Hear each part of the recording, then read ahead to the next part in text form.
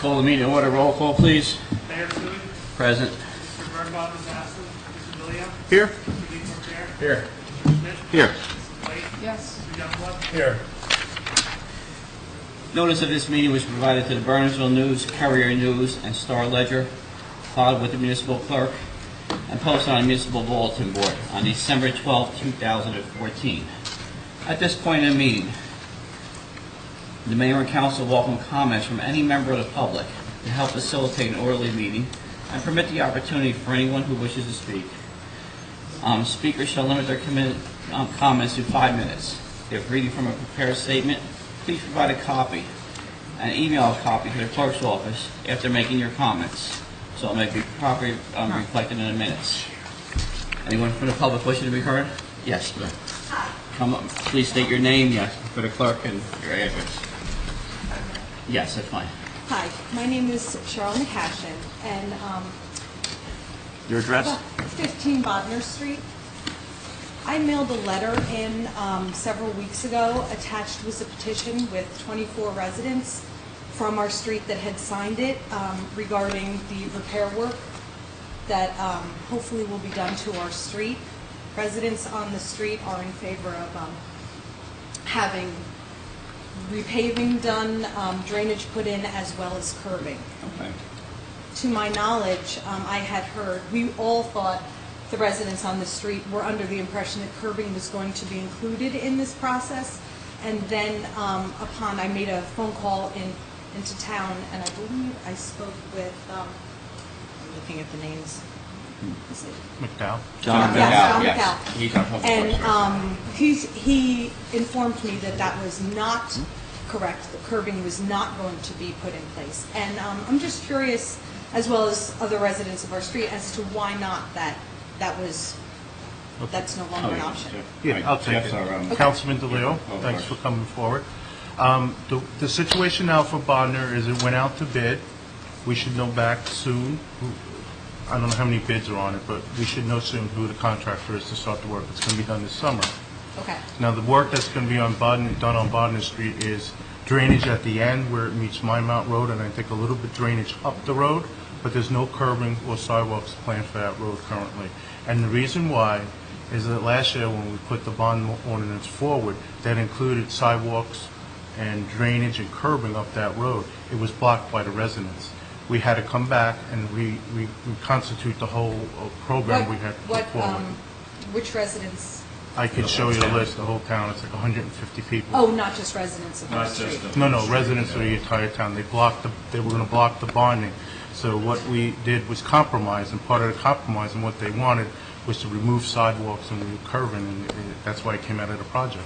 Because if we didn't, none of the projects will run forward for last year.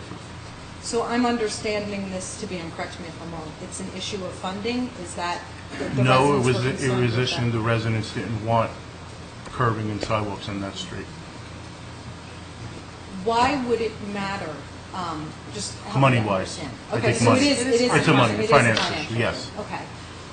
Because my understanding is that there is, did you receive my letter? Did Yes. that come in? Okay, because, so in there I included, there were quotes that I had taken from, I believe, I have a copy of it right here. Jeff, I quoted you as saying, we saved $110,000, with plans with what to do with it, move it to another project and keep going. That was for Round Round Top. Top. Road, yes. But that was money saved from Round Top. Yes.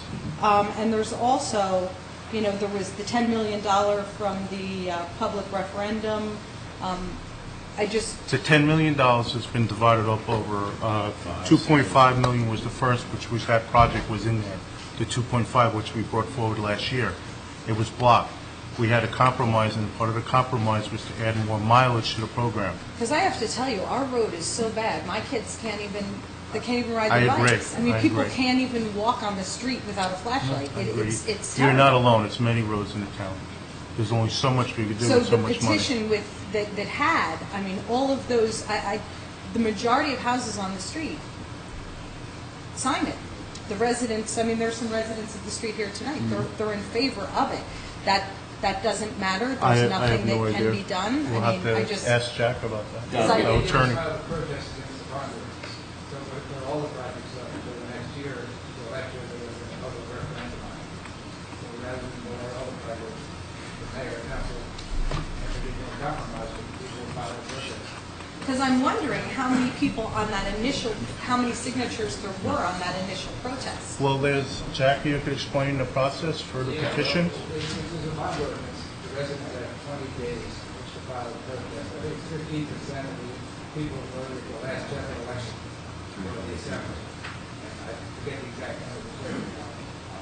They had sufficient, more than sufficient numbers to block the bond ordinance. And at that point, as I say, it would not have been, the council would not have been able to do anything during that time of year. They would have been waiting until after the November election and then start next spring. So you're telling me that now there's nothing that can be done to get curbing included onto our street? Not in this round of of project, no. And when, this is all new to me. I just want a nice Yeah, street we that have my to- kids can ride their bikes Yeah, on, I really. We'd have to look further at projects, you know, the budget's passed already for this year, Mhm. capital budget, and if there's, as Jeff quoted in another project, where monies were left over, if there's other monies left over, of course, the council and the public works director and our engineer are always looking at reapplying that money, so if there's monies We've left only over got from 10 that. million for the whole town. No, I understand that, but the cost of I mean, it seems like the majority of streets in town, you know, there's curbing being put in place. Curbing, not for the aesthetics of it, but for the protection too. If you're going to channel that water so there's proper drainage, because it's year after year that we get these potholes, we have this problem, and I probably lost a good foot of property on my front lawn because of just the erosion. So it's just really, my thought is, let's be proactive. If we're going to fix it, let's fix it 100% so we can be done with it for the next 10 years. We tried that and it was blocked. It would have shut down the entire program. Enough people said no, where it just would have shut down the whole entire project. Every single street, Every project, every project. Not larger, just yours. smaller. Because what happens is, because we're bonding the money, it has to go to the public, and the public have a right to say something. Right. So what they came was with a petition saying, we don't want this. And the compromise was to take curbing and some sidewalks out of the project, and one of them was Bodnar. What were the other streets that came up? Park Lane, I thought Park Lane was getting curbing. no sidewalk. There was a couple others, number of more projects, paving. that were affected, Affected. well, a large number that were affected. See, these I are mean, all that's the, these That's are all right, all, not these that- were the roads that were Thank in you. that first year of project, after compromise. Right. We- I just, you know, I hate to see it where, you know, you guys, money gets put into it and it looks nice for 1 year and then we're back to it again. Because it really, I mean, it's a matter of time before somebody, kid rides a bike, gets hurt, and then, you know, there's a lawsuit or something, God forbid, you know? Nobody wants that. So.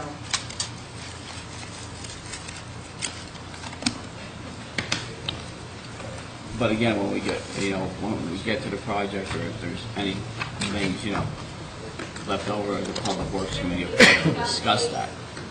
Oh, you can't hear us? Okay. The Public Works Committee will discuss the fact and see if it's available. Probably not, but I'll be honest with you. But the committee will discuss that in Public Works and make a recommendation to council. And the way we work is we have 3 council people are assigned to different committees, and Public Works is one of the committees. In other words, finance, and personnel, we combine the 2 committees together, and they discuss factors, and then they come back to council and present it for a vote at a meeting. And that's how situations and agenda get decided. So I should have been on the meeting a year ago. A day late, $1. No, It might not have affected. It was the public, it had nothing to do with it. Even 10 older meetings you wanted, it really had something to do with the public going out. They didn't want the bond to go through that way. Simple as that, really. It's not anything more complex. Yes, you're stuck with a situation, you want to spend this much, now you have this much. Right. So look at all the projects you have to do, look at the most effective way to do them, and look at those in most serious condition. You need, you I think we're have one a of the situation worst- one of where the you worst need, streets around. roads, and you need everything. There's a ranking that was on the website. You're welcome to look at it. If an engineer has gone out not once but twice, every single road in the town, there's a rating on it. and you can actually see exactly where you sit there. We didn't want anybody from the council sitting on it. We wanted to make it nonpartisan, just an engineering assessment of every single road, and that's how we set up the program. Right. And then just out of curiosity, how come I wasn't contacted as far as knowing that you guys got the letter? I came here tonight because I honestly wasn't even sure if you guys got the letter of petition. It was probably... That's supposed to come from John John McDowell. McDowell. Yeah. If you sent it to him and he didn't forward I it to us. didn't. I actually sent it to you. Yeah, I got it and forwarded it around through the clerk's Okay. office, and it must have went to John, and I sent it back to be worked on. Okay. I just wasn't Yeah. sure. You know, I thought, I Yeah, was waiting. How did they get it? Yeah. Did they not get it? So... yeah, it came to mayor and council. Okay. I believe, yeah. And that's...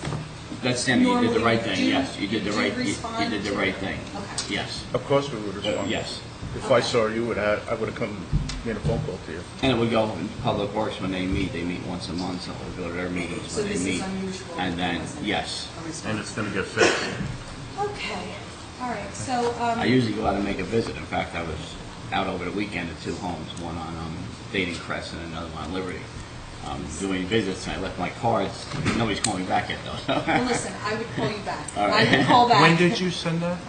The letter is dated May 12th. Thank you.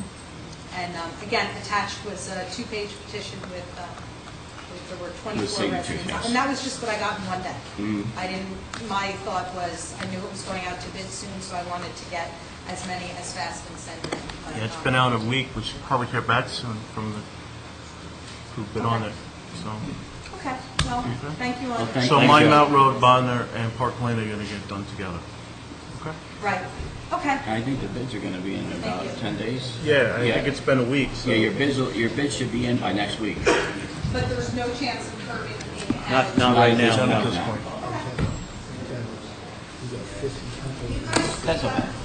Okay, sure. Okay. Good, Mr. Rossi, how you doing? President Burnsville, Yes. when I talk about this petition, you mean 27? Can't get it. You said 27 people signed the petition? There were 24, but that's just what I got in one day. I know there were more people that would have signed it, that just weren't home when I got it. Right. We had talked about it in Public Works, and somehow the vote was to not put curbs there.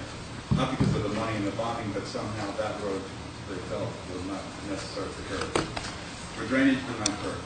But let's look at the road for a minute. They're going to go in off of Mine Mountain, put a basin, but now they're going to run up the hill quite a ways. And there's going to be quite a distance between the two basins. That means there's going to be water running off the road from Henderson Hill down onto the roadway. That roadway is going to rut from the basin, the upper basin, all the way to the lower basin. You're going to have the same conditions that they have now. Because all you're doing is milling and paving. And milling and paving in your bond requires an 18-and-a-half-year life expectancy in your bond. Total. So, if you take just the piping and the milling's 4 years, we know that. It's only lasting 4 to 5 years. So really the bond, we have to go to bond council on this to make sure that this road can be covered, because you are going to be back there in 4 years, exactly what's happened for the last 12 years that I've been here, with milling and paving, taking a 10-year bond and having it fail in 4 to 5 years. This is what you're actually setting this road up for. Now, we've designed roads in this town, hardscrabble, where 3 people came out and we changed our mind, and we didn't do it. Bernards Avenue, the same thing happened. Look what's happened by not adding curbing. Just think if curbing was added to both, well, hardscrabble was a different situation. That was basins and swales to get the water there because of the road is going to be a little wider. But Bernards Avenue, look what's happened to it. It's a disaster. It's pulverized. You're going to mill and pave this road, and we're going to have the same condition in 5 years. Now, you put a contract out there, and you're getting your bids in. The bids that come in, you have the right to. They're all unit prices. You have the right to add the curbing footage in, because he's going to be bidding curbing, what it costs for curbing. So I would say don't say no. Take a look at everything. See where the money can come from. But also go back to bond council and see that that road is not going to be built to 18 years, 18 and a half years. It's an average. Bond council's already approved the useful life of all the projects in the bond. But that's a road. It's not piece by piece, Joe. It's the average of all the work that's being done. Joe, can I make a And they're all comment? stipulated by statute. I understand your concern, but you know clearly, you sat here last year. It was either we compromised and took out the sidewalk and curbing out of that road, or that we were going to get nothing last year. Okay, but The whole thing would have been shut down. That was a compromise. We did a compromise that cost us big time by paving roads that didn't need it. But The you say compromise, you understand the compromise was to add mileage, and the only way you could add mileage was take the roads that were structurally sound and add mill and pave to them. And that's what we did, and we took the money out of the contingency part of it and part of the other projects, and the problem is now the 2.5 million will be tight, and there'll be probably no money left over in that first year of roads to go back and add curbing and stuff to other roads. You know Think that. about this small roadway. There's 20-some families on it. You're going to pave it. Joe, you know my opinion on this. We should have did it right, but unfortunately, we couldn't do it. Jack, are you saying that right now, this is what I want to answer. Are you saying right now, if we get a bid in, we have extra money, and we can do the curb, we've taken money from other things too and put it there to take care of that problem? Ordinarily, we could, but in this context, it was the result of the protest being filed and the new schedule of improvements being formulated in response to the protest, and as a result, the protest was withdrawn and we could proceed. So I think under these specific circumstances, we would not have curbing. I want to add to that too, that road got a state grant for $175,000 or $200,000. It also is in the Safe Walks to School, the main part of that project, the bigger part of that project. So it got $200,000 and got at least another $100,000 in Safe Walks to School. We got the money from my Mount, not Bodnar. I know that, but you have an overall. So if you let's take a look at the bids when they come in. You've already gotten 200 and some thousand from the state, and you've gotten, so that. The money the grant money has already been applied to my Mount Road. So there's no grant money for Bodnar. I know. So And there's no Safe Walks to School program going on now to get reimbursement from the state or the Not town. reimbursement. The town has already received that money 4 or 5 years ago when we did Old Fort and we did Anderson. So there was money left over for that road, $100,000. You got $300,000 for Safe Walks to School. So let's please look at that. Do not make a mistake in such a densely populated neighborhood and not put curbs in there. And I just want- What we will have to do when you bring up about a point when the bids come in, then we can look at the pricing Look at it, and what we apply. And then think about the 200, the 100, and analyze it. That is a neighborhood that needs this terribly. Thank you, Mr. Russell. Thank you, Joe. Yes, Nancy?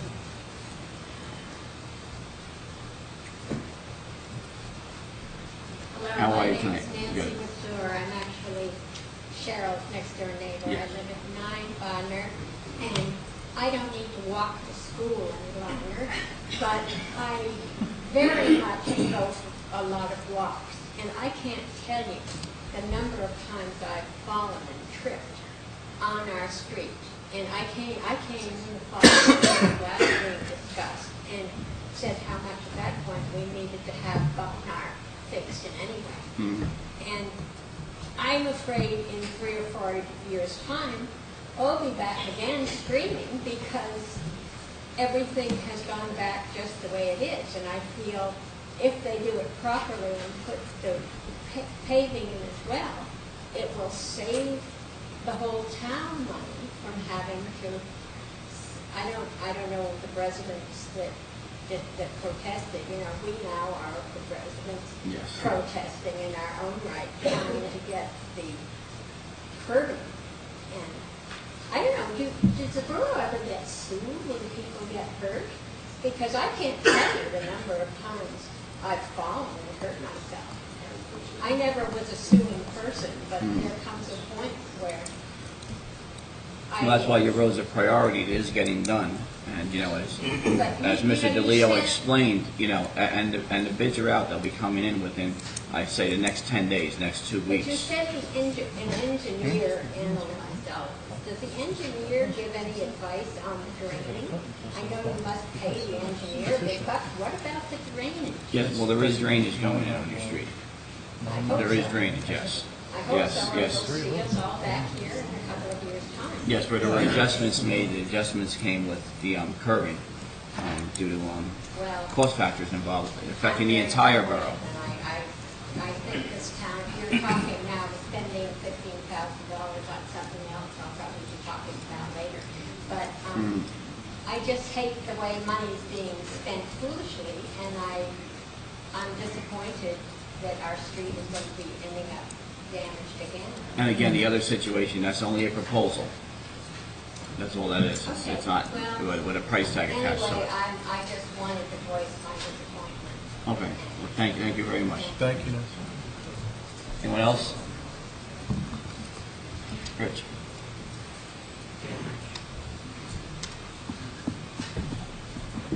How you doing? How are you? Good, how are you? I'm Rich Steinberg. I own Burnsville Print Center, and I've owned it for the last 26 years. I'm not exactly sure how these procedures go. Sure. Is this the time to open the argument? Yes, we'll entertain it now at this. Well, we as business owners and also the council, the Burnsville Chamber of Commerce, heard that the Mount Airy Road construction is going to take a little bit longer than originally planned. We were all told that the construction should be done by November in time for our holiday season,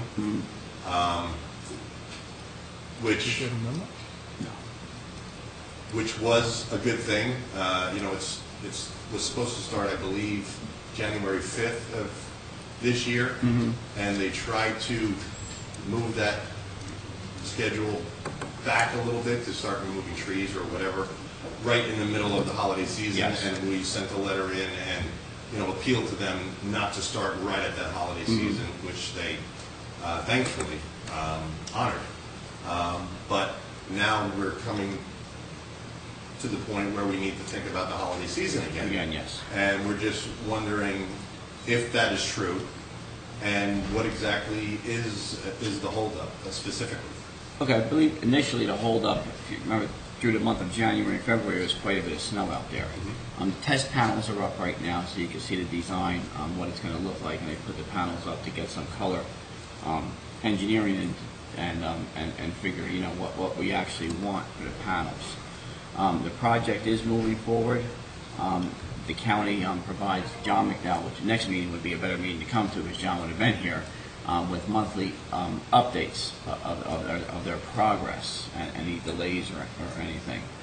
We haven't received any other memos. There have been rumors around that the wrong panels were coming in. They were going to look like the highway panels with the gray ribs on them and stuff. That's actually not the case.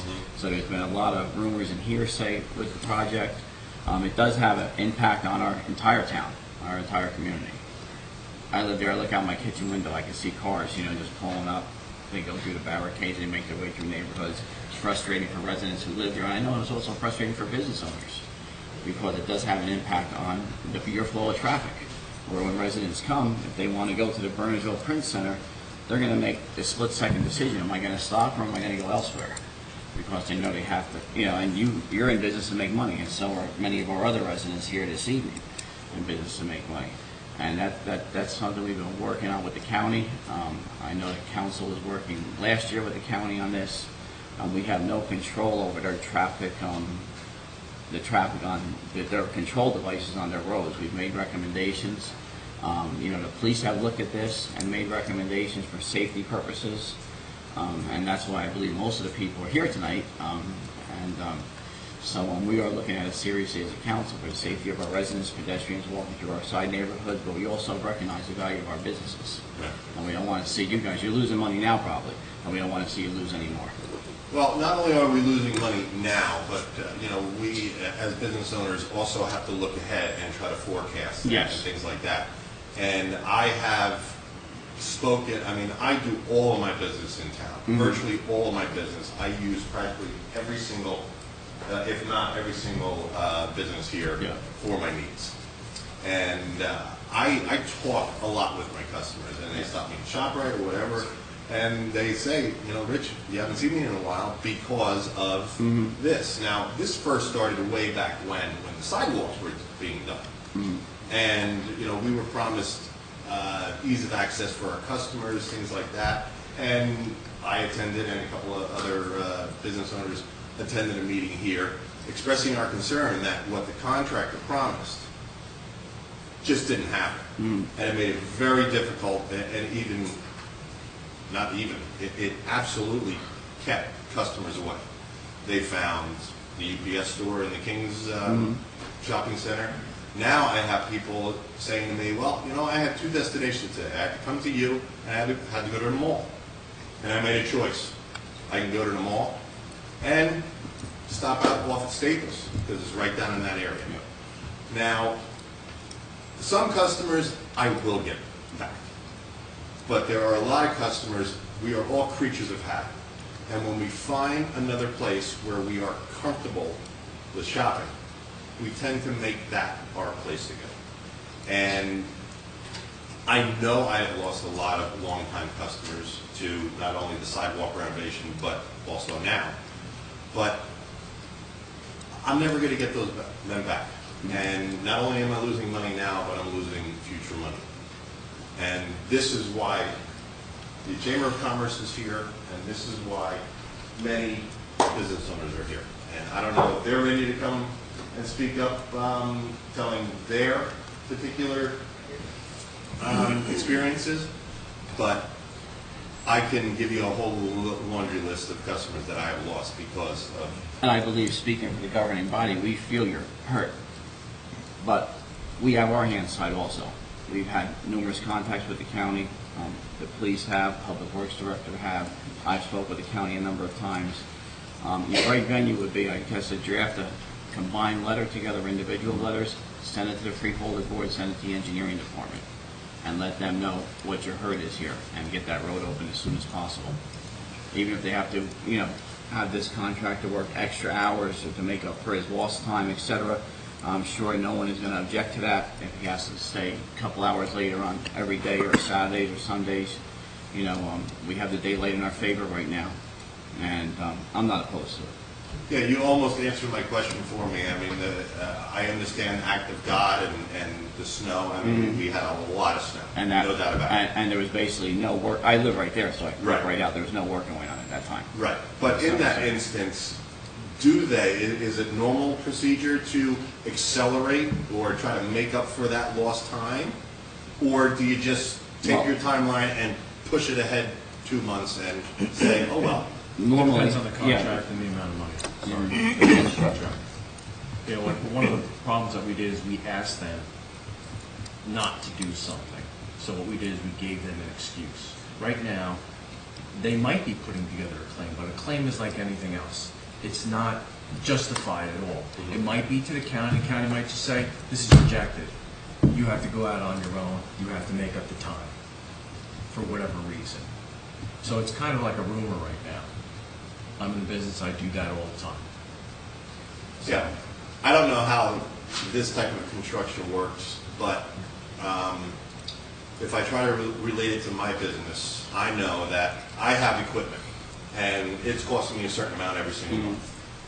And you start pushing the timeline and use the same amount of people to do it, it's costing you more on the back end with that equipment than it possibly would by adding a few more people to try to accelerate and get out of there quicker. yes. And that's what I'm wondering, is that at all possible? And it might not be a good question to ask you, it might be a better question to ask the Somerset County freeholders. Somerset County freeholders and the Department of Engineering. You Oh, go right on Somerset their County. website of Right. Somerset County, yes, and that would be, you know, the chamber. Eileen, you're here to the president.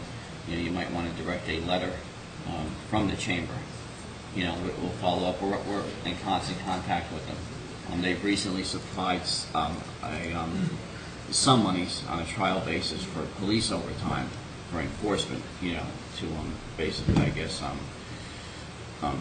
make the side streets in the district safer by having more of a police presence. That's on a trial basis right now. You know, we're very concerned about the situation. You know, we've looked at it, and you know, there were some only recommendations made. There's no monies being allocated right now to any of, you know, these barricades or speed bumps or anything like that. That's only recommendations, and we're further looking at it with our police professionals, our borough engineer, and moving forward there. Yeah, I mean, I certainly feel for the residents up there. I would not want having a whole bunch of detoured cars going through my neighborhood. It increases the chances of getting robbed and you know, many things. Yes. You know, they're saying, hey, nice house, you know, in case of trouble. It's taking a wear and tear on our roads. And it's taking a wear and tear, no doubt about it.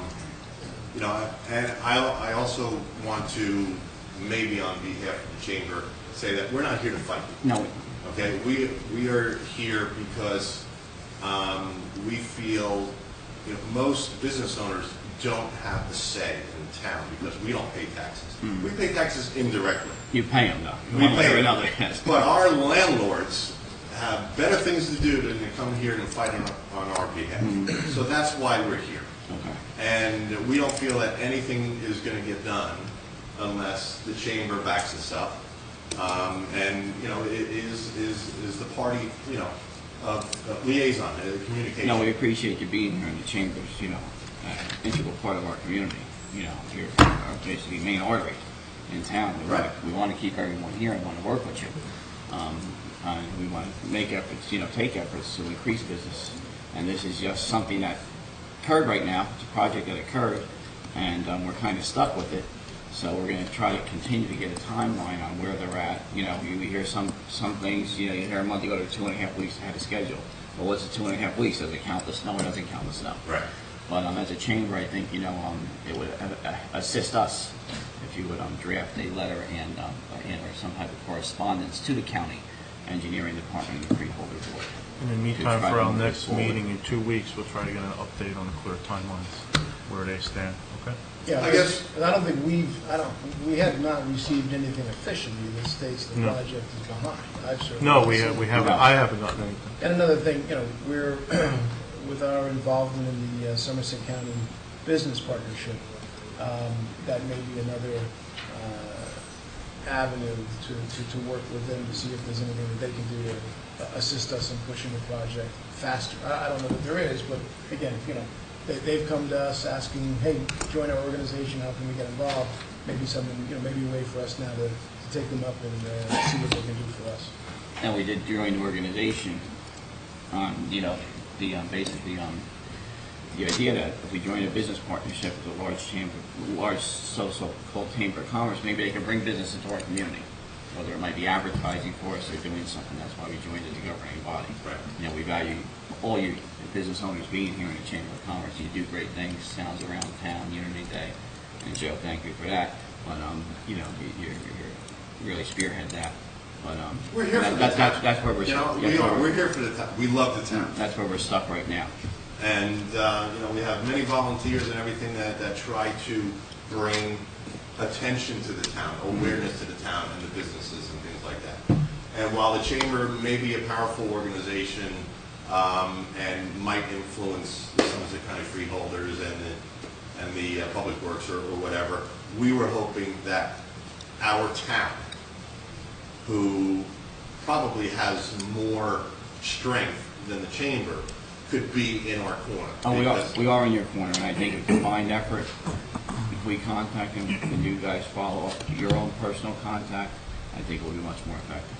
Yeah, I mean, starting 2008 with the economy, we got hammered from that. I lost a third of my business, haven't gotten it back yet. Then we had the sidewalk hammer us, and now we have this. And, Yes. you know, it's just, we're trying to, the sand is caving in our hole, and we're trying to dig our way out, and it just doesn't seem to happen. And we're just hoping that we get some, not, maybe cooperation is a bad word, but a little bit more support and fortitude behind it. Okay. Yeah, we feel for it, we really do, and that whole sidewalk thing, right now, we're still paying for it. Yeah, no, That's, you know, And I look around the and town see, is still paying for it. I mean, it's such a lousy job in some areas that it's really rearing its ugly head right now, but Yes. that's even besides the point. You know, Thank we you. originally pushed, they were going to start the project in the middle of December last year, and we actually pushed the project after the first of the year because of the holidays. Right, So we we had were heard that it was thinking gonna about start you the guys, 18th. yeah. The chamber wrote a letter and Right. appealed, and Yes. I guess between the both of us, we made it happen, which was great. We're just trying to avoid that Yeah, from yeah. happening again. And let's do the same thing again. We'll work cooperatively, and we'll, you know, make contact with them, and hopefully they give us a timeline on when they're going to be finished and when the road's going to be opened, Right, at a minimum. right, You know. Okay. exactly. Thank you very much. Thank you, guys. Thank you. Thank you, council, I appreciate your time. Anyone else? Eileen? Oh. All right. Hi, How are you? Bertha Rossi. First of all, I would like, I live at Crest Drive, but I'm also the owner of Blaine. I would like to reiterate what Rich said. This is not political, and no one's here to blame you guys. We just want your support. If the chamber writes a letter, if you guys could do everything you can to pressure the county. I mean, I hear everyone saying, well, they worked with us and delayed it a week. 1 week. They delayed it a week. So I don't think that's an excuse for it to be longer. And I'm also here to speak on behalf of Frozo from the coffee shop. She asked me if I could say a couple of words. Yes. Jimmy's having surgery this week, and she wanted to be here and she couldn't. And she wanted to make it clear, kind of what Rich was saying. She's lost so much business because she used the example of Albert. They used to come into town every day for lunch. Takeout, now it's just too long for them to go all the way around, so they go someplace else. And she said, I'm probably never going to get that business back. She said their lunch business, their takeout business has been just devastated, and she feels like they're never going to get it back. And she just wants, she knows the chamber is going to do something, but she wants you all to try whatever you can to pressure, how about our freeholder, and to pressure the county to help us, because Bernardsville is going to become a ghost town. Now, I'm 1 year in business, so everyone kept asking me, is the road affecting you? And I kept saying, well, how do I know? I don't really have a track record. How do I know? Well, lately I do know, only because customers are telling me. They're saying, oh, I've been wanting to come in, but I just avoid coming to town altogether. But I was in town, so I thought I would stop in. And at least 3 times a week someone says that to me. So I'm finally starting to say, I guess it is affecting me. And I honestly, I didn't know, because I haven't been in business long enough to say, like Fro or Rich or perhaps Sharon, that, oh, I lost business from this time last year. But all I can tell you is what people are coming in and saying to me, that I just avoid coming to town. And now I know cutting through the neighborhood is a problem. If I lived over there, I would be freaking because the cars going through. But on the other hand, once you completely cut it off, and now it's made it so long, like people who live on the other side of the detour, it's just as easy for them to go to Bridgewater Mall as it is to come into Bernardsville. And like Rich said, once the customer's lost, they might be lost forever because they find a new place. And I know Frozo and Jimmy really feel that at the coffee shop. They feel like they've lost people who maybe they go to the Copper Kettle now, or maybe they go here and they're like, oh yeah, that's pretty good. And they're probably not going to come back. And even though it's wonderful that Mount Airy Road is being done, like if you guys could just do everything you can along with the chamber to pressure I know that they can speed up timelines. I know, like with bids, you have to go with the low bidder or whatever it is. But I know Nat Conti was going to do it in 6 months, probably for double the money, I don't know. But that they can speed it up if pressure is put on them, working maybe 7 to 7 instead of 7 to 3 or something, while the daylight shines. And again, we're here to work with the chamber, not to hurt the chamber. Right. And, you know, the traffic concerns and any proposals that you've read about, they were just discussions and they're only proposals right now. And So many there's things been to no weigh, decisions, I but we know. appreciate you coming forward There's so many things and to weigh, weighing in. how you That's do it. important that we hear from everyone. We hear from the business community, we hear from residents. Right. Because you hear from some residents that say, oh, too much traffic, block it off. Others say, that's not that bad. You know, I want to get in and out of town. You know, so, I know, so we I hear see it, and different. I see it from both sides Yes. on that way. But just as far as if everyone could, it's the county, I don't think anyone's blaming you guys. It's just if you can pressure the county to help us, or we're going to become a ghost town. And we will keep the pressure on, you know, if the chamber could draft a letter Yes. and also And then get it the to chamber the needs county you to engineering and support that. freeholder board, and we'll support them 100%. Okay. I think that collective letter amongst all the business owners, Would be very not helpful. just, all the business owners, but listing them, Yes. individual signatures. Right, even if they're not a member of the chamber. just all the Absolutely. They're either businesses. paying tax in the town, that's Right. all that matters. Yeah. And maybe we could send it in, maybe on the behalf of, something like that, just to give it a little more strength. Because it is, I mean, everyone's struggling with enough, and that everyone's talking about how can we revitalize the town, and it is going to become a ghost town. Yes. If it's allowed, if it goes to another Christmas season, you might as well kiss it goodbye. Anyway, okay. Thank you, Ms. Rosa. Thank you. Thank you. Anyone else?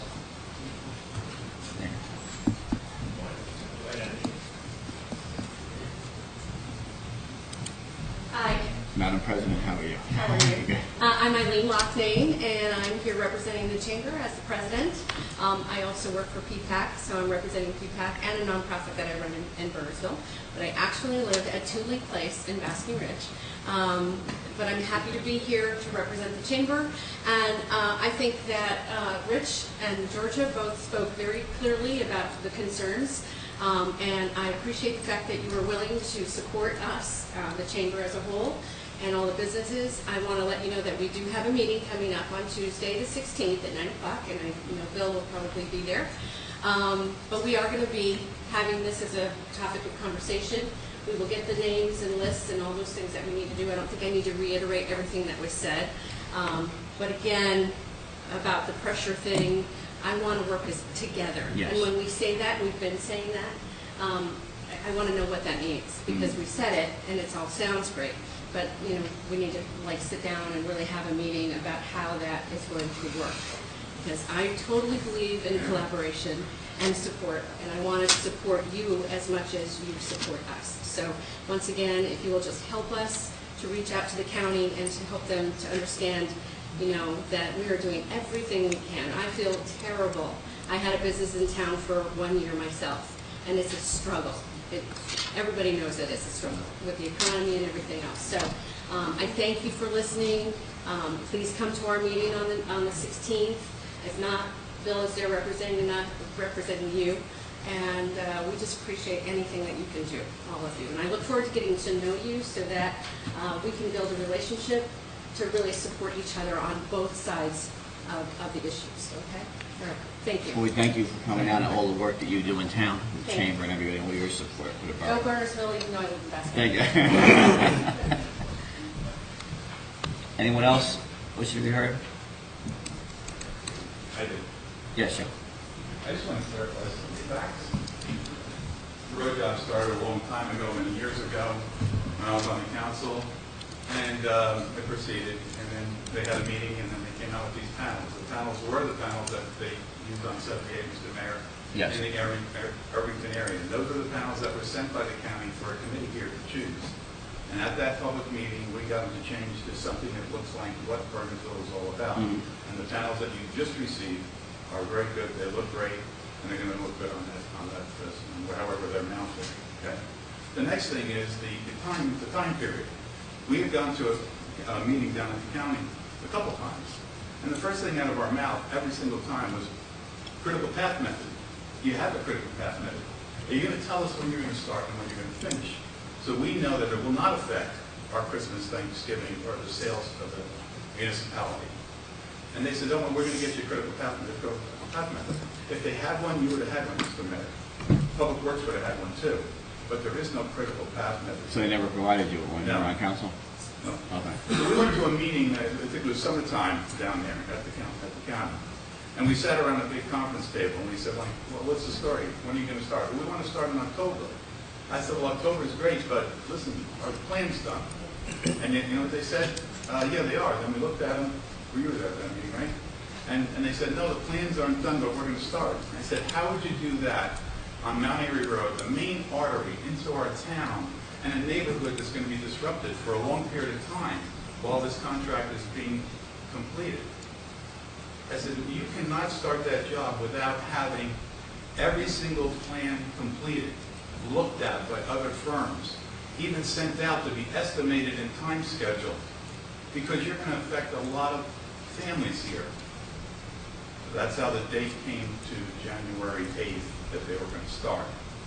But they understood the problems and the critical time periods that was going to affect our entire town. I don't think they listened to that at all, actually.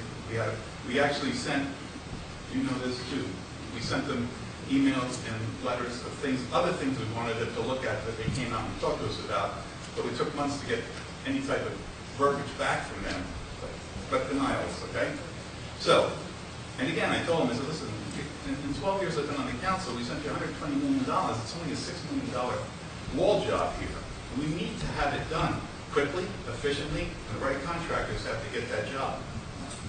So now they say they're going to start January 8th, but then we get this notice they're going to start on the 17th taking trees down. Now, I've been involved in the gas line that came through town, and every time something's going to be done like that, I recommend that we only do it at night, from 9 until 6 in the morning. But no one listened, and they brought up the 24-inch gas line through, 24-foot lengths of pipe. Then we got one in a day.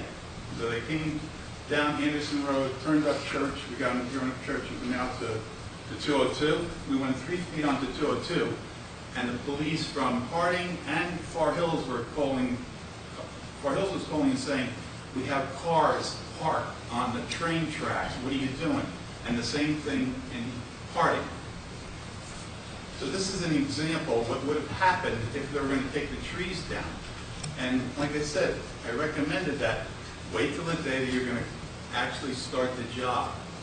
Have the contractor there, the tree guy there. They wanted 3 weeks to take the trees down. They took it down in 3 days. Now, we did not affect their schedule in one little bit. They were going to affect our schedule, okay, and put us all out of business. So all I'm saying is that there's something missing here.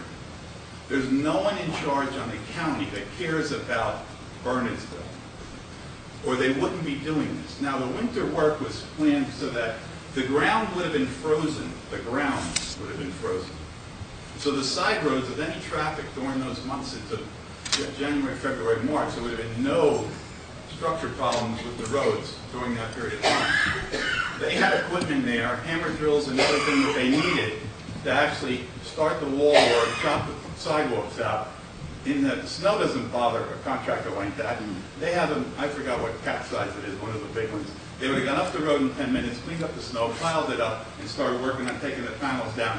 And the digging power of those machines would have broken some of the dirt out and could have hauled it out or prepared it. Right? That was the whole schedule to kind of do things during the winter when it's cold and frozen and whatever to help out. So, okay, they didn't want to do that. They wanted to start as soon as it got warm. Even at that time, they never negotiated talking about what yard they're going to use, where they're going to use. They did it all when they came in March. So this delayed the project even more. So now they're there and they're working. But they just work. They show up at 6, they start the machine, they move around. I watch it, a couple of guys are working, and they start working. So now it's delayed. You're not going to build a $6 million job and have it done. We're June. We're going to be July. We're talking about November. How many months is that? We're in trouble. We're in trouble right now. So there's no way that they can build that job and have us open for Thanksgiving. And there are people that are hanging by their nails here. So, we can send a letter, and we can get on, everybody can send a letter. But you are our governing body. You need to go down there and talk to those freeholders that look for your vote, or our senators or our congressmen that look for your vote all the time, that come in patches on the back and everything, and tell them, we need to get down here and do this. We never get anything from them. Think about what they're doing to us. They're charging us for the radios that don't work, and we're paying for all that. All these things. We have a drainage problem up on the Claremont apartments. But we have this 90-inch hole that's just water's trickling into, and we have all the water going through the neighborhood, washing things away and collapsing driveways. We talked to them about that. Nothing. We said, if you're going to rebuild Mendon Road, you need to drain it. It's flooding when it rains hard. It's flooding. And it's, now's the time. That's why we're here, and of course, we thank the Chamber for all your support and your comments, and let's work on this together. And that's what we're looking to do here. Mayor, we need you and him, like that over there, one of the smartest lawyers around, to put together a letter saying, this is what we've sent you. We demand a critical path method right now, tomorrow, by the end of the week. Engineers are paying them to sit there. If they need to get an outside firm to put a critical path together for them to give us the time and dates, do it now, because we can't wait a week, 2 weeks, a month for this to happen. They've only done about a third of the excavation work, a third, and they have so much more to do. So we need your support. We see it as a governing body. We see that, and we see the traffic concerns and the safety concerns of our residents in the area. And that's why we had a proposal from our police, and it's only a proposal, it doesn't mean it's going to be, carried on 100% as it is or anything, or at all. But But Kevin, we you have to know go what? back with the county too. They have people sitting. We don't have a traffic officer because we can't. We have great guys. These guys do whatever has to be done when it comes to traffic. They have people sitting in seats. It's sitting there. They're traffic people that we wanted to do the intersection that we never got done. They're the people that should be laying out Little Italy, where my family came from, and protecting it in the way it should be, with sheriff's officers, not us taking a dime out of our pocket. We need every dime we have to take care of all the problems that we have. We know they should pay every job that gets done, all the FEMA jobs, all these towns that got ripped up from FEMA. What happened? The contractors had to go back and pave all those roads. I'm going to stop now. Okay, thank you. But what I'm going to say is, we need to have those roads repaved by them. That's part of that construction job.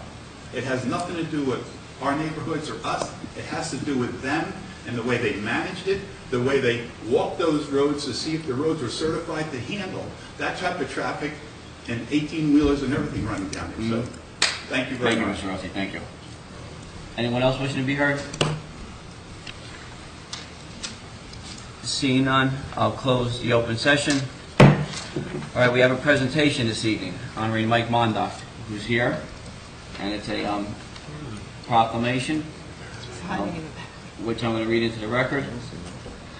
Whereas Mike Mondock began his employment with the Borough of Bernardsville on November 17, 1982, and has worked diligently in his position as Planning Board Administrative Officer, Assistant Engineer, Zoning Officer, and Building Inspector. And whereas, in addition to the regular workload, Michael guided the borough during the planning and building of Pine Ridge, the borough's first low and moderate income project, and has served as the borough's liaison to the Council on Affordable Housing and was instrumental in supervising the construction of the new Bernardsville Library. And whereas, in the performance of his duties, although Michael is always one of the busiest employees in the borough, he finds time to share his extensive insight and professional knowledge of zoning ordinances and zoning developmental matters in the borough. And whereas Michael exudes dependability and strong work ethics, and with wit and wisdom, he has performed his duties and has become a key member of the borough staff, who will be missed by one and all.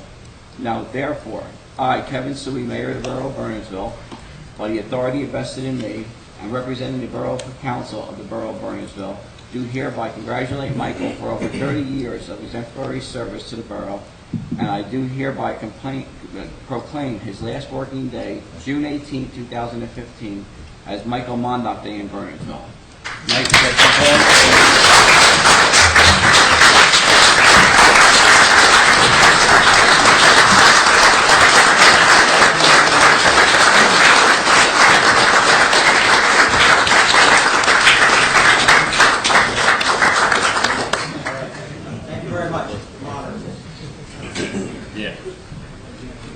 Can I say something, Mr. Mayor? Yes. This man, for 40 years, I received 30 years he's been here, and 30 years I've dealt with volunteering days. This man has never missed a day. We had to almost pass a law that he had to take a vacation. And he'd be here sometimes till 10 o'clock at night. I'd call in for one of my many questions, and you know what? I said, Michael, don't worry about it. Go home. I'm giving you this, I need this information, I'll talk to you in a couple of days. Guess what, 10 o'clock at night, 10:30, he's still here. Paul, I just want to get this thing in, I know you'll be up. But what an unbelievable person and employee.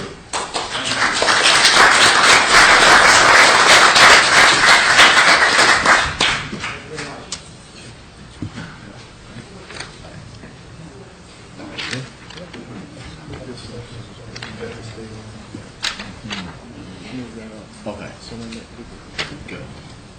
All right, ordinances. I'm going to open a public hearing on ordinance 1693, appropriating $333,000 from the Capital Improvement Fund for various equipment as listed in the 2015 municipal budget. Open a public hearing on this matter. Anybody wishing to be heard from the public? Council members? close the public hearing and entertain a motion to pass on final reading and adopt as published. Motion. Motion by Mr. Youngblood, Second. second by Councilwoman Waite. Roll call vote, please. Mr. Birnbaum? Yes. Mr. Williams? Yes. Mr. Deportaire? Yes. Mr. Schmidt? Yes. Mrs. Wade? Yes. Mr. Youngblood? Yes. All right, resolutions. We have 15-122 to 15-125. Any council members have any questions or comments on either? Or want to pull any for further discussion? The 124 was not in the original paperwork. That's come as a hard copy. Yeah, it should be a hard copy right here in front of you this evening. And there was a attachment sent out with that. Any questions on it? No further discussion? All right, I'll entertain a motion to move 15-122 to 15-125. I'll move. I'll second. Moved by Mr. Schmidt, second by Mr. Verbaum.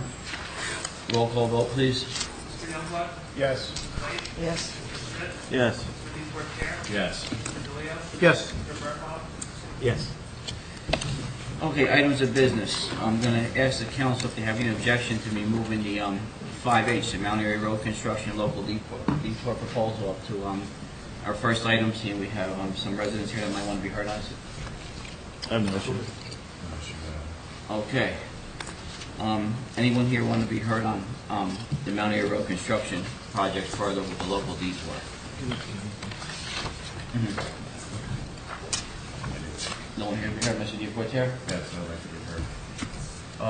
We talked about the last meeting, putting together some plans, and what I did is put together a draft of some ideas, maybe a letter that can go to the county in reference to what we've been hearing tonight and last week and everything else. I'd like to read it in the record. The wall replacement project on Mount Airy Road has some unintended circumstances that have caused the neighborhood great concern.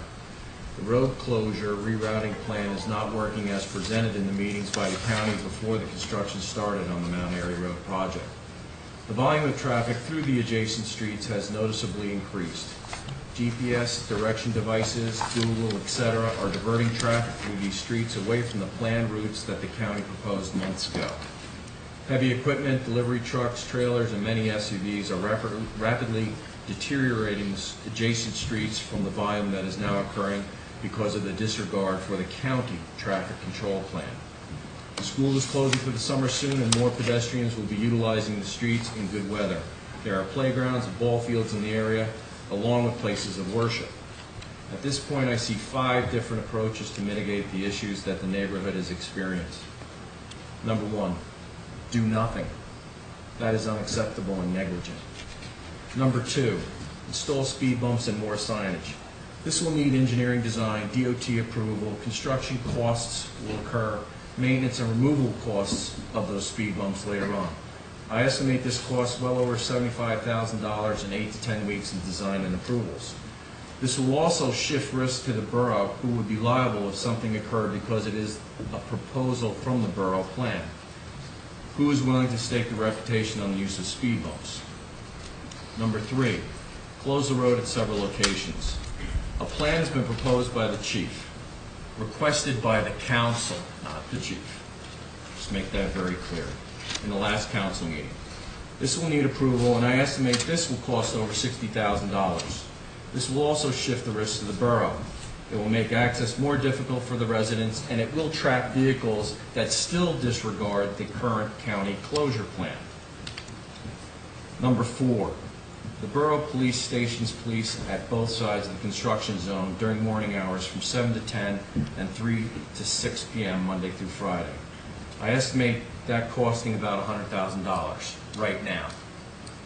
There's about 149 days, 5 days a week from now to the end of the year, roughly at like $67, $70 an hour. Word will get out fast that plan was finally being enforced. And number 5, the county stations police at both ends, like number 4. We should not have to pay for the county's misdeeds. Yes. Anything that we do, if we do it, should be burdened upon the county at this point in time. I've attached emails and concerns from the residents that we've gotten the last few weeks. The road is closed for construction. It should only be used by and for the residents. If anybody wants to add to that or whatever, I think it should be sent also to the insurance company. Because Joe even mentioned it earlier. A lot of traffic, a lot of volume are going through those roads and they're destroying the roads. Yes, our plan is to go in afterwards and redo the roads, but why should we bear the cost for everything?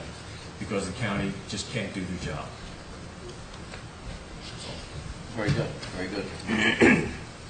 And I think that would be an excellent letter to send, just as is. Someone wants to add anything else that I missed, or anything else, that would be great. I don't think I missed anything. The only thing it's an excellent letter, and thank you for writing it for all of us, because we've been asking for a lot of help and we're not getting a heck of a lot of attention. The only thing I would like to add is the third paragraph at the end. Bring GPS and Google are diverting traffic through these streets away from planned routes that the county proposed months ago and is not enforcing. How's that? Okay. Because they're not enforcing, it's their routes. That was, I think, part of their responsibility. Well, their detours are not really on Mount Airy. Their planned detours start in Basking Ridge shortly after you get off Mount Airy, off 287. So The planned detours did not really, They're totally I don't think, disregarded. Well, no, I know. they really want to achieve anything except, that we have detours. But be careful that, they can enforce their detour by putting somebody onto Annan. That has nothing to do with West Oak Street or Pill Hill, because that's not where they have the detour. Their detour is set up well before somebody gets to the road closure at Oak Street and Mount Airy. So it's not their detour that's not working. It's once you've come through their detour, there's no other signage there, and that's where people are just kind of then making their own decisions. And that's more what we're looking at with the local roads on Pill Hill. And there's a total disregard for the signage, because people are out there Right. moving the barricades that are up, Well, that's movable barricades. That's why they And, should go to the police, and to be honest with you, $100,000 out of $5 million contract, that's only 2% of the contract value. Is that standard? That letter, if they would speed up the timeline, you would reduce whoever's paying for the cost of diverting it. Can you add something in there about the timeline? It's all about, the whole letter's about diverting the neighborhood. But there's nothing in there about how long it's taking them to do it. If they could work longer hours, speed up the timeline. I'll work with Jeff and John, and Yeah. we'll look at their schedule and see what we can do That will- to mitigate the Yeah, amount of we'll time. sit down Yes. this week and we'll try to accommodate that. Yes, Mr. Is there any way that the sheriff's department with organize it with flag companies that actually have hardened, drawn traffic patterns, that wherever there's a turn, there's a flag guy there pointing to the people where they're going to Well, go? again, the chief reached out a number of times, and he said it publicly in past meetings. He asked for assistance with traffic control from the county, and he's got basically no cooperation. He's basically not even got an answer. So he hasn't got any answers. And again, like the flagman, it would be a little bit more cost effective than having a uniformed police officer out there. Maybe two But- sheriff's officers, one on one end, one end of the village, on the other side, too. That would direct these flagmen to make sure that traffic. That could be an option for the county. It should be them. Yes. Oh, It it's shouldn't gotta be us. yes. It should not cost us, it's already cost us money. Right. Not one dime you should be paying. Thank you. All right, so we all in favor of That's all we're doing. Councilman letters? detail? Well, we'll schedule a meeting. And we'll with them. schedule a meeting with them and deliver the letter. We'll bring it over to the council. What do you say, Bill? I'm disappointed If in you not could being give your letter, more proactive. I'm just, we're 5 months through a 10-month project, and we're asking them to try to be more involved.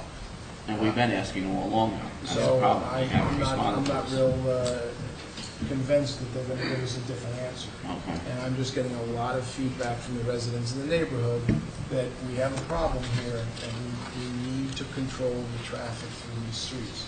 The sewer is falling, the streets are coming apart, and we're going to I think we're going to ask the county for months now to do something, and it'll be September, and we're still talking about the project. So You have a suggestion? Or- I really think, I really think we need to look at the south side of Mount Airy, whether that's the Liberty and West, that section. I think the chief's recommendation of the residents coming in off of Mount Airy, coming back out of Mount Airy, all of those residents in Bernardsville are coming back to the center of Bernardsville the way they come in and out. So a lot of the people that are coming in from Baskin Ridge are coming up Washington and Prospect. That's going to continue. You're not changing who travels on Washington and Prospect at all. If you have the police there and they have the license plate readers, they know the people in the town for the most part. They're There's gonna know. nothing that says they can't drive there. And you're going to cut down on the truck traffic. These All I traffic know is a trails lot are of people that heavy sneak through vehicles. know it's for residents only. They see the lights and they see a car there. Most of them will go the other way. And so you're going to have the county sit there and stop cars and not tell them they can't come into that neighborhood. Are they residents of that neighborhood? I think it looks good on paper, but it'll never happen. If you want to protect the residents that live in that neighborhood, you can reduce the traffic through the neighborhood by eliminating that traffic. Let's hope it works, but I just think we're kidding ourselves. So, Can I say something? Okay. The next county meeting, everybody want to go there? Yes. Let's all go, okay?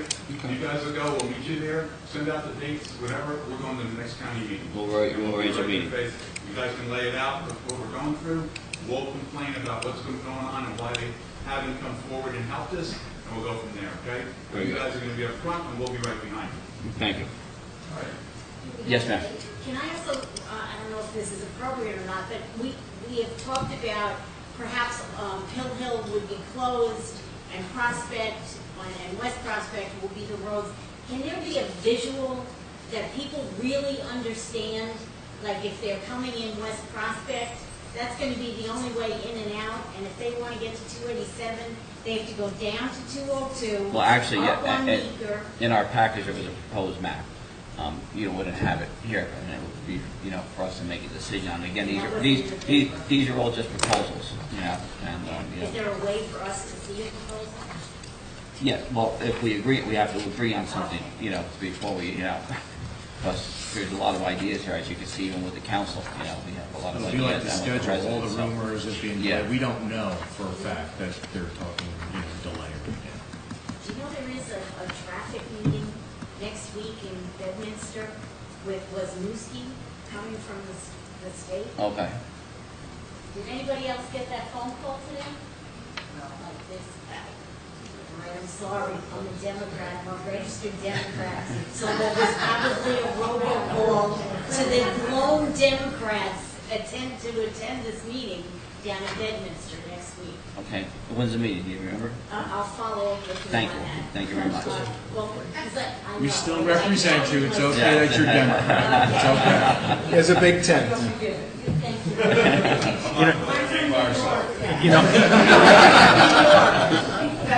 I know you, but could you state your name for Anthony? Oh, Mario, he knows me too. Mario, he knows me. That's I-29D West Street. From New York. Yeah, Tom Flanetti. Tom, he can't. You gotta come up, please. Come on.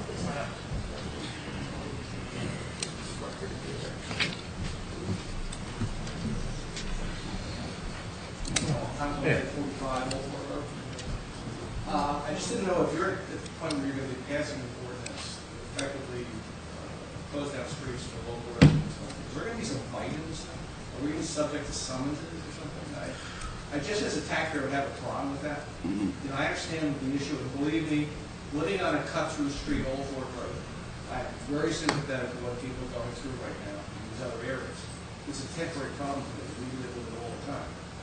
But in terms of, actually, if you're going to have police there and the issue of summonses for going through, on Liberty Road or something, is that what we're looking at? Because I think that's wrong. Right I think now, it's more discretionary. yeah, it's discretionary, and these are all Discretion is discretion. these are all Police proposals. officer is going to know the people that's in the town, and everything else, and if it was flagrant.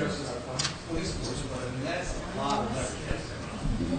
So, I mean, be careful before you actually sign off on saying, I think we should have some understanding about where we as taxpayers stand in this equation. But again, I put up with it all the time, and we try to have speed bumps and one-ways, and I've lived on that road for 24 years, and we get no headway. This thing has come up in 5 months, and they've been talking about spending $15,000 for water barriers and all these other things. And again, I'm sympathetic to it, but that problem is going to go away. So the other thing I need to add to the earlier discussion, part of my walking regimen, I walk Mount Airy to Washington several times a week. Yeah. I was up there today. There was 2 machine operators and 3 guys standing by. The pressure has to come from the county and that contractor, and not take it out on the citizens of Burnsville. And as Joe had mentioned earlier, you know, people summer bill take our vote for granted every year. And it's a good solid party town here. Well, let's get some clout, I mean, because they're not helping at all. We have to further manage that It's just project. crazy. And the police issue, you know, every time I drive around, the Verizon man's up on a ladder. He's got 2 cops on either end, off-duty cars, one from Mendon Township or wherever it might be, that is built into the price of what Verizon has to charge the customer. Why isn't that the way with this guy? I thought that was just a standard operating procedure nowadays. But these are questions, but the county has to have some pressure. And all the old friends that live down there that depend on us need to say, this is not working out. So, thank you. Very good, thank you. Thank you. All right. Council members, next phase of action. I like Mike's letter. We'll add to it, We'll subtract add to it, whatever you'd like. Add to it. We'll contact the county, Set up a meeting. set up a meeting. I'd like to have the letter from the Chamber of Commerce with the package, along with the emails and everything else, so it's a nice tight package, we can handle, we can discuss, run right through it. Thank you. All right. Well, I want to thank you all for coming. Thank the chamber and all our residents for coming out, all your support in these difficult times that we're facing here in Burnsville. I know once it's done, it's going to be beautiful. Now I know I wasn't done for 90 years. Well, we want to thank you for listening and listening well. No, thank you. You know, you gave, I'm speaking for myself now, but I'm sure everyone will agree with me. We see you listening. Thank you. And we want to work together. That's why we're here. We appreciate that. We're here to make the entire community better, and our surrounding communities, even if you live in Basking Ridge. Like we're not going to send a traffic by your house. Not yet. All right. All right, so we're all in agreement on that? Yes. All right, very good, thank you. Okay, 5C, Deer Management Plan Update. Okay, in English here? Yes. With the green trees, one copy of 3 points. I'm just going to touch on 3 points. The best we can have. I'm keeping it. No.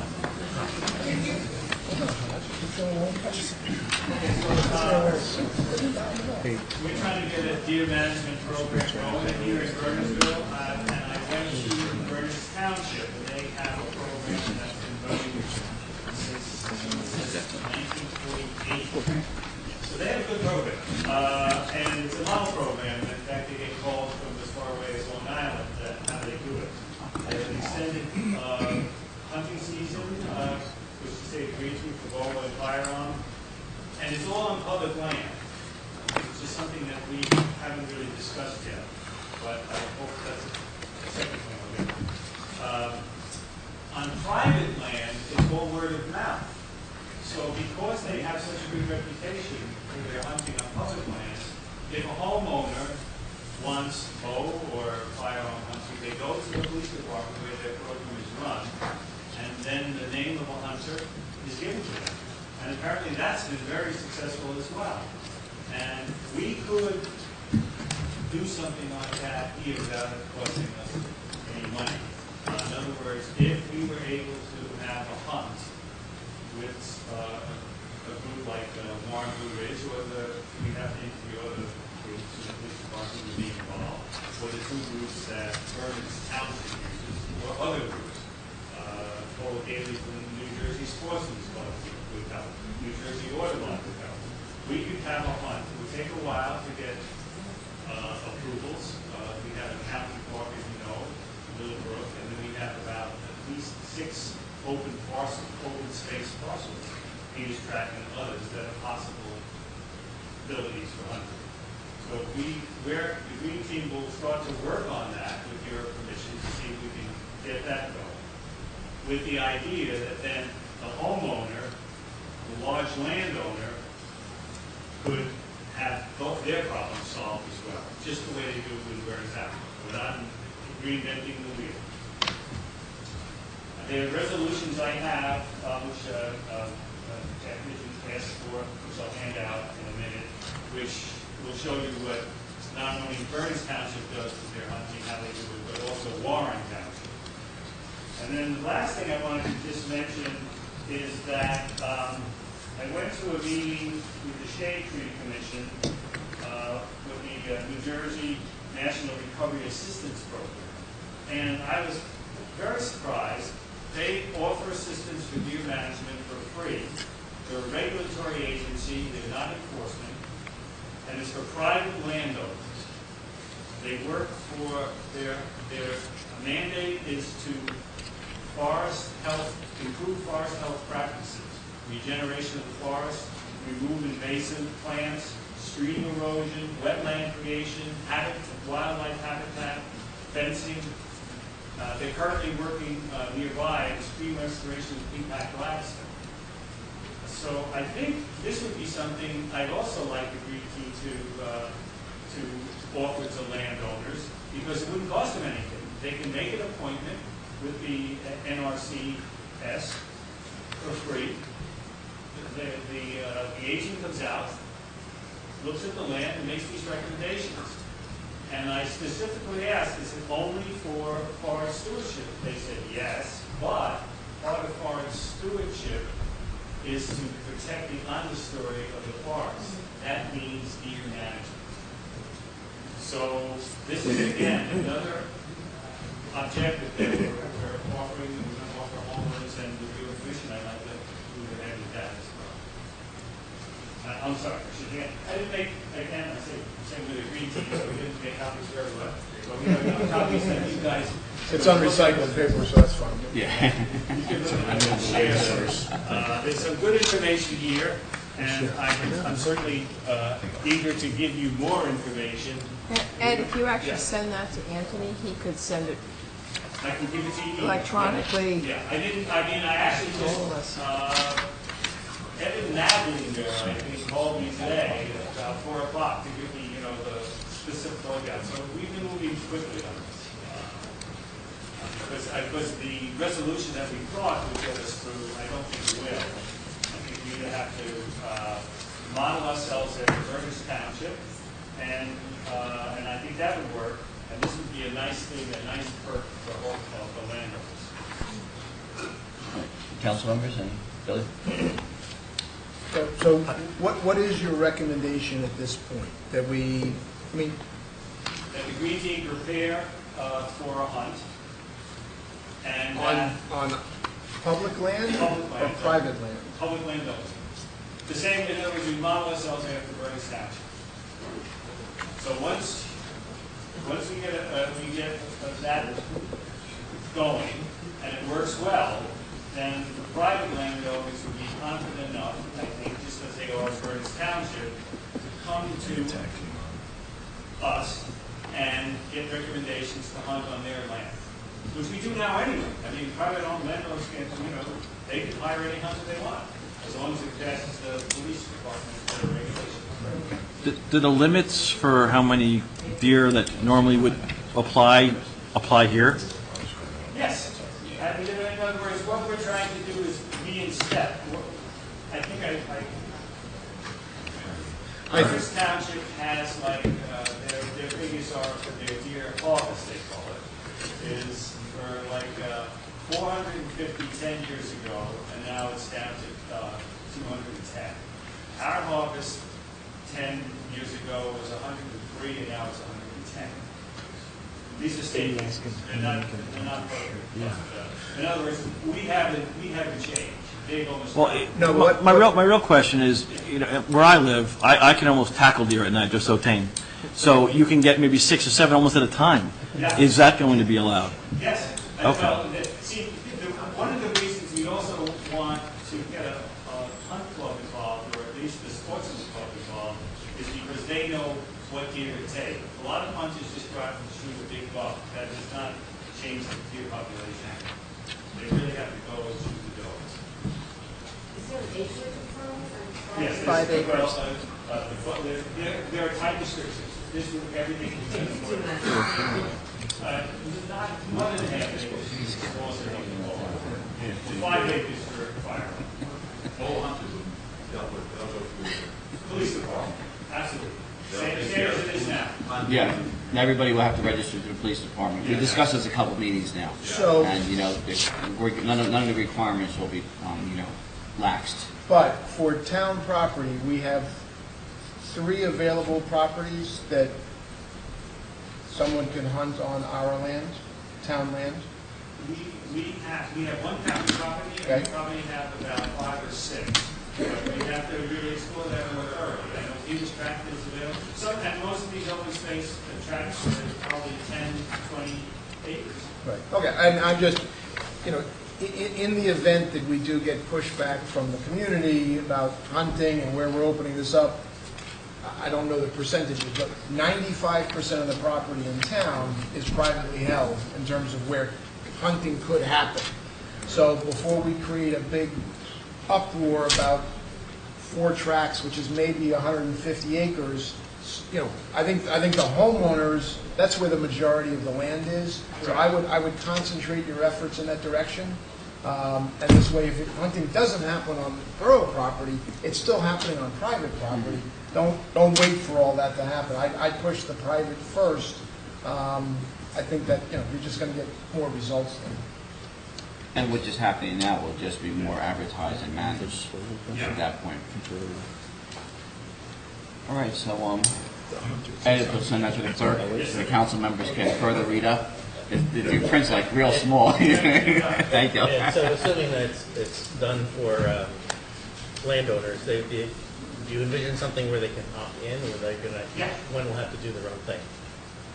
Well, they're already doing their own thing as long as they go through the police department. Right. And we hope they're going to go through the police department. We don't know. That's one of the reasons we want to have it more open. Well, And, whoever's doing the firearm has to do Yeah. that, right? And both. Right, that's the firearm. That's- All right, thank you, Ed. Okay, 5D, the preserve open space, 200 Washington Corner Road. Anyone here on the preserve? No?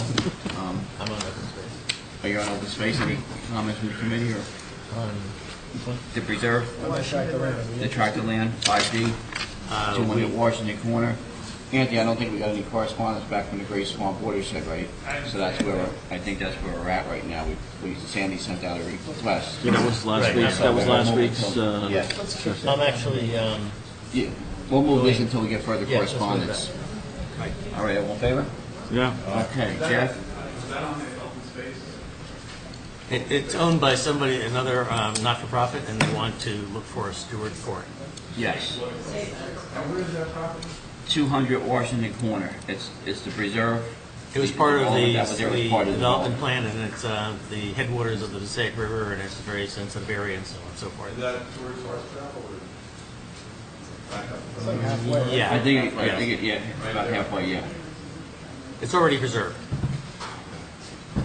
which means it can never be unpreserved.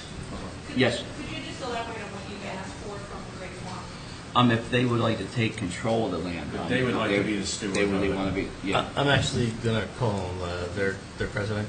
Okay.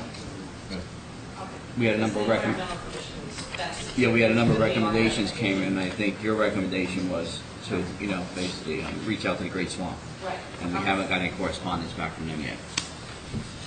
Okay. Well, I got his phone number today, so. Oh. He lives up my street, so. But I don't know him, so. I mean, I haven't known him. Yeah. About to get some. All right, everybody else fine? All right, 5E, housing code amendments. Jeff? Okay, so Housing Committee met over the last couple of months, and They've made some recommendations for our current ordinance in the section we're looking to update is the use and occupancy of the space. So everybody got this in their package?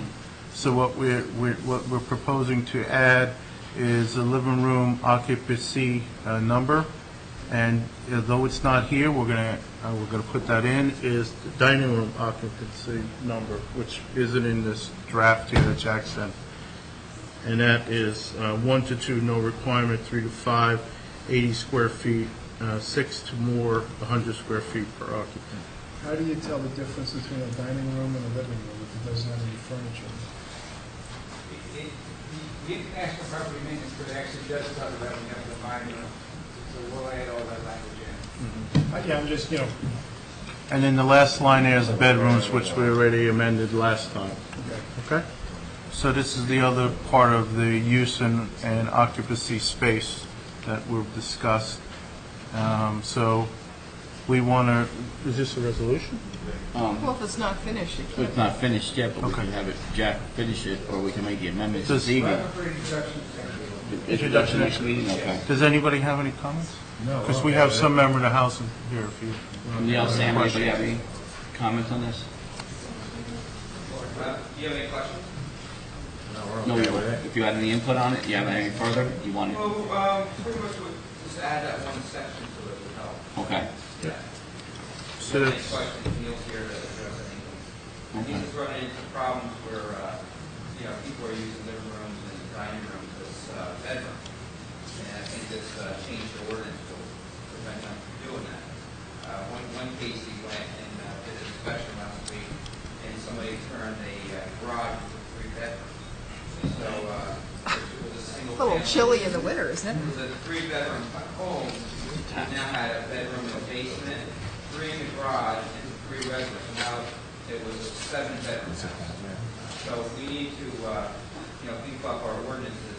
And this is something that's in the international code as well, and other towns are using it. So it's, something that's out there that we're making it up. It's a law that's already in it that other towns are using. So let's use it.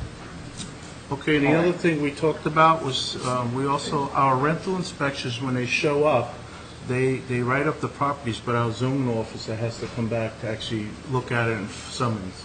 So we want to increase, if we can, through amendment to the contract, increase that Neil and Steve, part of our rental inspectors, have the ability to also find these properties where they're inspecting when they see something's wrong. So it'd be a one visit instead of. Yeah. well, Yeah, absolutely. because the problem is our zoning officer now, we pay him hourly, so Yeah, if we I have to, understand, yeah. it's just so much overlap, so this is a way of preventing that, because he's going to come back and do the same thing they would do, so. Right. All right, so, We can't amend the ordinance to it. okay, and the next item we talked about, although we don't have, we're really just going to start this discussion right now, is to amend our ordinance that covers commercial vehicles in residential districts, and that refers to boats, RVs, and trailers that are parked in residential districts. And we'll work on that in the next 2 weeks and come back with a proposal to the council. Sure, and I think Jack recommended it goes to the planning board, Jack? Bill, I talked to Councilman Leo tonight, he'd rather have it discussed at the housing committee than the council. So I'm going to send him some bullet points. Okay. It's more difficult to do here because we have such a variety of lot sizes and things. You have an entire town of acres of lots, it's easy to say no boats or trailers in the farm side yards. But here, when you've got 10-acre lots or larger, we're going to have to have a more detailed ordinance. And Work on that. Can I ask a question? Yes. On, I guess it's the south side of Mount Airy where I live, literally, there is an inordinate amount of cars with out-of-state plates. And these people they're living there and they've been there a year and more than that. I'm not sure whether they're legally here with documentation, but they found a way to get automobiles and vans. Why can't we follow up with these being out-of-state plates? I know in New York, we always had, like, if you didn't change it over in 3 months, they would be ticketing you or arrest you because you were not abiding by the law. And and I don't think we do anything to that. That would be a matter of reporting, go to our public safety committee. If you see anything, you can anonymously report it. We have a complaint So form get the license that you plate report on, yes, and an address where vehicles parked every day. And it would be, that almost becomes a matter of insurance for it. Yeah, and I think Also, one of the things, the citizen complaint form, well, it's a harsh term for that. Inspectors are only working a certain number of hours, they can't see everything. So anything like that where, and it's not so much, hey, here's the license plate, but in front of X street, I'm continuously seeing a vehicle that's out of state, could somebody look at it, investigate it? Once we've been asked to do something, we can be a lot more, we can go a lot further to investigate because someone asked us to, rather than we're just initiating that. So they can get back to housing, zoning, the police, and we can go in and look. So encourage everybody, fill that out, send that form in, it's online. And it just... It's also downstairs, as you walk down the stairs on the right-hand side, there's a whole stack of document tree right there, and you can pick out all the different documents, it's right there. The more information we know, we can work on. Take a picture. Yeah, sure. Along the lines of housing, I don't know. Is it the zoning that, I was amazed, like going through that side of town to go to baseball games this weekend. I guess I opened my eyes a little more. And it's just so different looking than when I first moved here and it was called Little Italy. All the houses were beautiful and well kept. They were small, but well kept. But is there anything that our zoning can do with the yard with mattresses in the yard and junk and porches just filled with stuff? There's one house, there's so many ride-on toys out there, and the front grass is not grass, it's all rock.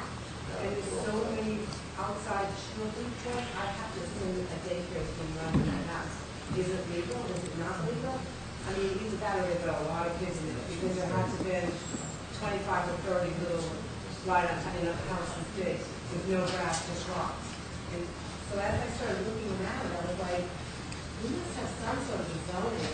Georgia, fill out the form downstairs and they can follow it. Is that what it is? Absolutely. They come out to complaints. There's so. several things that they're probably in violation of, and the zoning officer can go over and look, housing can go look, police can go look, but in... People who live over there don't file those plans for what we do, because I'm like going through saying, wow, if I just said, Yes, some complaints come in, some don't, but the housing inspectors and zoning, they're working together. And our housing committee, Sam, you're doing a great job with the housing committee, and they're out there. All right. We, so a lot of these updates are due because of complaints from our residents, so that's why we're beefing this up and fixing things. So these guys have been doing a great job. And we only can do stuff if you make complaints, so you need to fill out those forms. You don't have to put your name, you make a complaint and drop it off at the town hall. Eventually this form will be online, so you can fill it online, and you can look for a resolution online. We're working with the IT guy to get that completed. No, it's anonymous. You can just send it in, that's all. Okay. Thank you. All right, so... Jeff? Let me see if I have anything else. Sam, anything else? That's it, right? Neil? Neil? If you fill out a Thomas form, you're not going to get an answer. If you fill out a form, I will give you an answer. I'll give you an answer. If you fill out a anonymous form, this goes to checking. I'll go checking, but I can't. Yeah, but you can't get the follow-up. No. The follow-up is the result in this case, really. The follow-up is the result.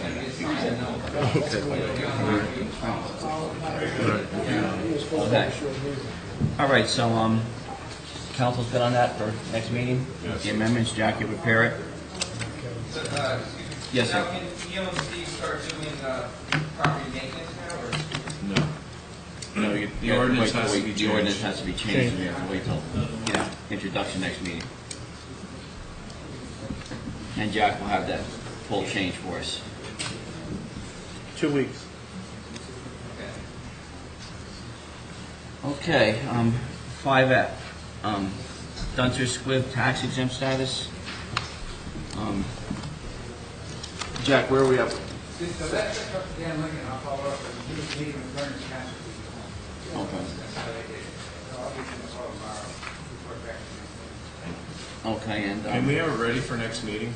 Sure. yeah, to get this done. Please. Yeah. Want it over with. Thank you. Did they file for your Okay, 5G, funding for paving of swim pool driveway. Public Works, any discussion on that? Is there any changes where the money's coming from? No. Ralph? Ralph, you have an update from us from John? Not just, we were discussing, you asked me last week or 2 weeks ago, to about funding. The only funding source of suggestion we make from the open space, but that is not an option. We keep the streets and roads budget $10,000. 10,000. We'll talk about it tomorrow night. All right, we'll talk, we have a public works meeting tomorrow, we'll talk about this. We didn't talk about it in finance. Oh, you did? Okay. Yes. That road is owned by us for a short distance. We have many problems there with curbing, they want to go sidewalks. School's talking about it, we have problems with drop-off. They go up the road, they turn in, they go around, people almost hit one another. The Board of Education, the Facilities Committee was working with an engineer to work out the flow, the curbing, the sidewalks going to the fields. This would be a waste of money. Joe, let me just stop you there. They sent us a lengthy letter saying they are not doing any improvements. Okay. No sidewalks, no, in their area. Let me say this. So that part of the road that is part on is us. our problem. Put on the record right now that that is a dangerous area up there. The And- road's not wide enough, Well- kids are crossing over, parents are almost hitting one another. Where we want to go, Joe, while we're doing senior and have the contractor there, we want to get the biggest bang for our buck out of the deal. But you can do that Now- at any time, Kevin. When we're going to be paving for the next couple of years and whatever, you can do that roadway at any time.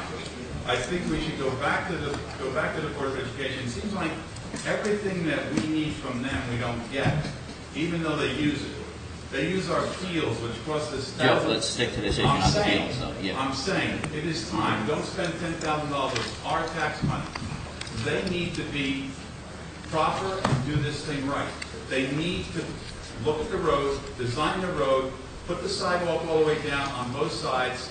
The buses come. And that's, Joe, that's an argument for them, though. We're right here now, we're stuck in our Why would you- situation. Why would you worry about fixing it up for them?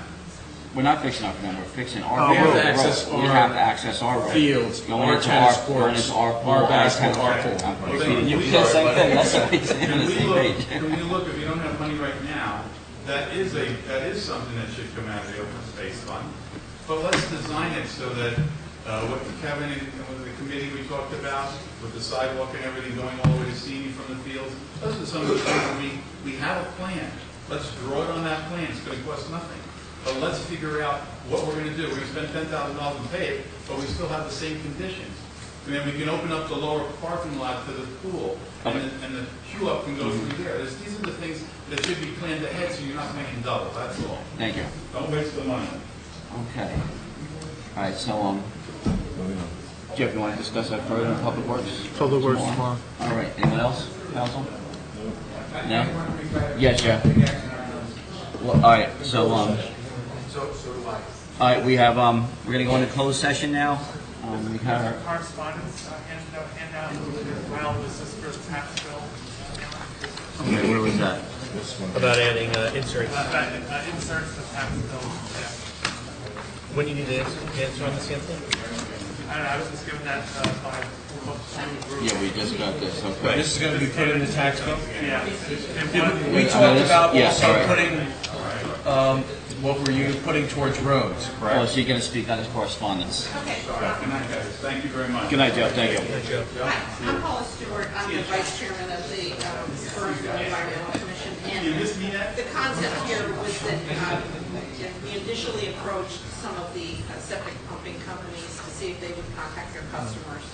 And there we didn't get a lot of interest. Okay. So I spoke to Leslie, and she spoke to Ralph, and we came up with, and I have also obtained permission for this copy, which is directly from the New Jersey Department of Environmental Protection information. It's actually a booklet.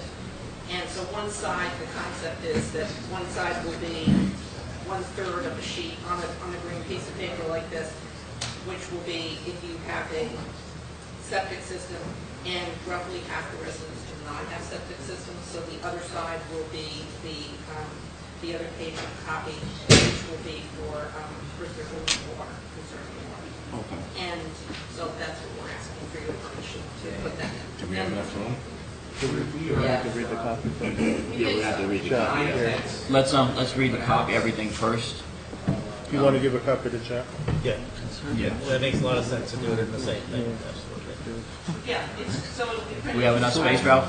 I will print all these drawings. It come down ultimately, because we used stuff in envelope letters, and I hope various, not the program, just paper on it, but we use copier paper, lighter paper. Well, that's what this is going to be, and I went and got this today for a print, and it will be, each one will be 1/3 of page one pound, which is copy paper. I mean, we'd love it to be really bright, crazy little green, but that would be 60 pounds, so 60 pound paper we do have. So if you, but I did speak to the on-site waste management people at the Jersey DEP, and they're almost in favor of writing in their copy. And Okay. this is from the information that they. And that would be 2 pages or 1 page? It would be. One double-sided? Yeah, it'll be 1/3 of a sheet, and it'll be printed on both sides. Okay. And Ralph, Billy brought up a point too, we spoke with HPAC about also. Yes, well, I think we put everything, I think we have everything. Yes. Don't want the postal trucks being heavy on that. That's right. So if you have any changes, if you would let us know. Definitely. All right. Well, thank you very much. Thank you. Anything else in the tax bills won't be able to do. And I'm guessing you. Is the tax bill really important? Come on. You're talking about Send more. That's the weight of the envelope, which we talked about before. I Yes. think we have to address that when we know. With copier paper, and all the things that we have, and the tax bill, we're at 9/10 an ounce. We get an ounce, we're still good. We go over an ounce, it's another 48 cents. 48 cents for a second? Yeah. That's a big jump. Really? Wow. Yeah. First, No more discounts for the second ounce? no. And it costs us about another $720. Okay. Just, So we'll stay right there. we're real close. Depending on, hopefully, I mean, she said that the papers are I can't see without It is. something in the days. If the HVAC, something comes in with a higher grade, heavier paper. Well, I think we need to tell HVAC, no high grade. Right, well, that's what the throughout.